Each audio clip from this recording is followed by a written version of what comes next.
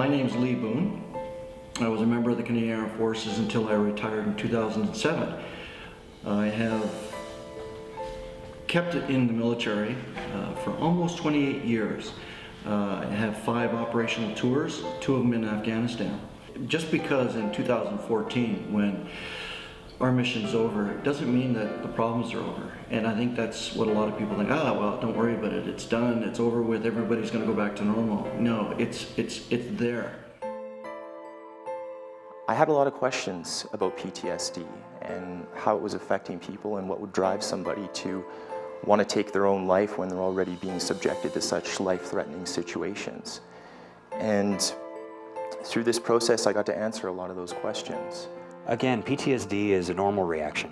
It's the brain's survival response that just doesn't shut off. It's like a broken record going over and over and over and over again. It's not associated with mental weakness. It's an automatic response in the same way our body controls our heart rate or our blood pressure or our organ function. We all are programmed with this response to survive. It's not hot out, it's not cold out, you're sweating, and you wake up and you've had a bad dream about something, or there's a loud bang, and a lot of guys they'll hit the floor and they'll wonder where their weapon is or what's going on.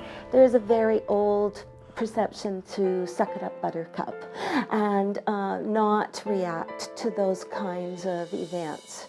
And people who do react are seen by some people as very weak. Playing the PTSD card and I don't get it. I mean, out on the field I looked up to you, man, and now this? And not a good example to their professions. Because a lot of these guys wind up dead by their own hand, drug addicted, screwed up.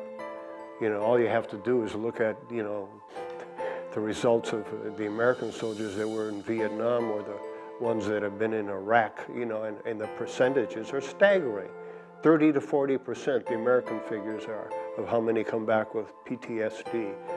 The Canadian figures that I've found are less than that, but they're still high. They thought I'd come back a war hero. I came back a killer. We live in a society with comic book violence, and we just get, a shell around us about the real impacts of war. And this film deals with that subject. Because I think that's strong, that's an emotional moment for her. She's a professional counselor, and when she says she's watched something, she breaks out in tears. I'm sure he'll be fine once I get him home to his family. Well, real life isn't like that. Real life means that if you've been in a war situation, you will never be the same again. Out of here.